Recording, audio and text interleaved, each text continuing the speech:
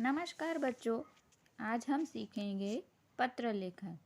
यहाँ पर आपके दूसरे सत्र के अंदर पहला जो चैप्टर दिया है, पहला जो पाठ दिया है, उसे शीर्षक दिया गया है पत्र एवं डायरी। डायरी को हम गुजराती में रोजनीसी भी कहते हैं, जिसके अंदर हम रोज़ की मुख्य घटनाएं लिखते हैं और कई सालों बाद अगर कोई घटना हमें याद करनी हो या फिर हमारे जगह किसी और को वह घटना जाननी हो, उसकी तारीख जाननी हो, तो हमारी डायरी से वो जान पाते हैं। उसे कहते हैं डायरी या रोजनीसी। साथ में पत्र का वर्णन है, तो पत्रों के लिए बात करें तो पत्रों का प्रयोग प्राचीन समय से होता आ रहा है। उसे चिट्ठी या कड़ीद भी कहा जाता है। तो इस तरह पत्र का प्रयोग हमसे दूर बैठे किसी प्रियजन या फिर किसी दूसरे ऑफिस के अधिकारी के लिए हम पत्र लेखन का प्रयोग करते हैं, जिसके अंदर हम अपनी बातों को प्रस्तुत करते हैं। तो हिंदी के अंदर दो प्रकार के पत्रों का वर्णन होता है। एक है औपचारिक, जिसके अंदर हम फॉर्मल लेटर लिखते हैं, और दूसरा है अनौपचारिक। जैसे आप अपने मित्र को पत्र लिखते हैं, आपके पिता को, आपके चाचा जी को पत्र लिखते हैं, छोटे भाई बहनों को पत्र लिखते हैं, वो सारे जो पत्र हैं वो अनौपचारिक पत्र कहे जाते हैं, जिसके अंदर हम अपने मन की बातें लिख सकते हैं। लेकिन औपचारिक पत्र आप किसी अध्यापक को, किसी आचार्य को, किसी ऑफिस के अधिकारी को आप लिखते हैं, जिसमें आप अपनी अनुमति मांगते हैं या फिर जिसमें आप अपनी समस्या का समाधान उनसे मांगते हैं। तो ये दो प्रकार के पत्र हुए।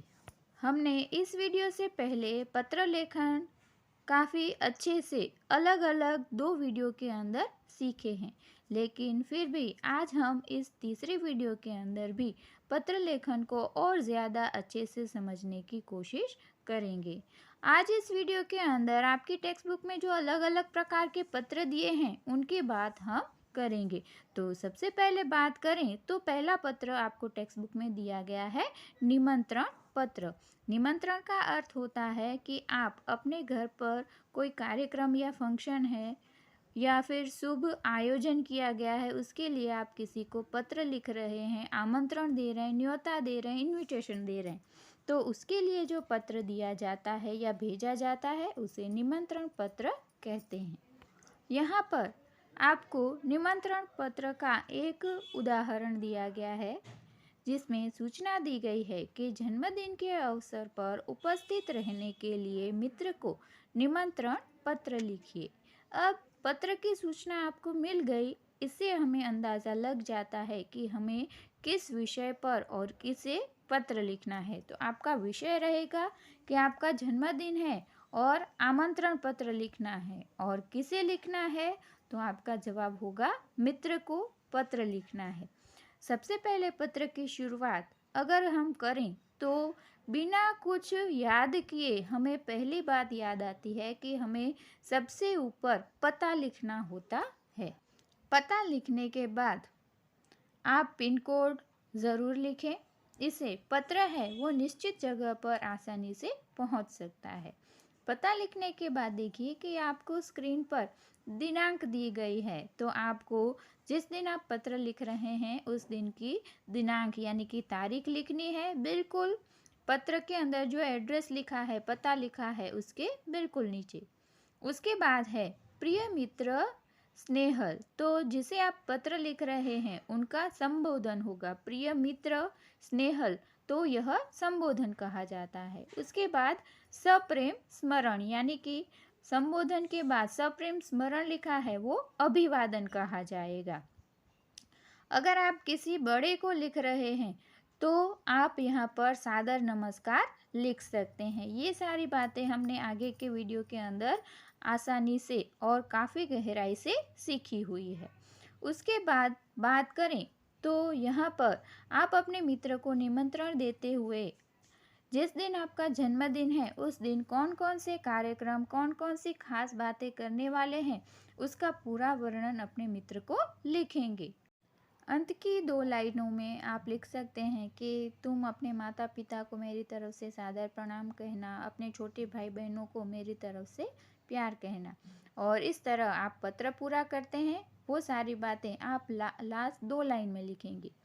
अंत में जब हम समापन करते हैं तब जिस तरफ आपने पत्र के अंदर पता लिखा है उसी तरफ आपको याद करके अंत भी लिखना है, जिसमें लिखेंगे हम तुम्हारा मित्र, और फिर आप अपना नाम उसी लाइन के बिल्कुल नीचे लिखेंगे।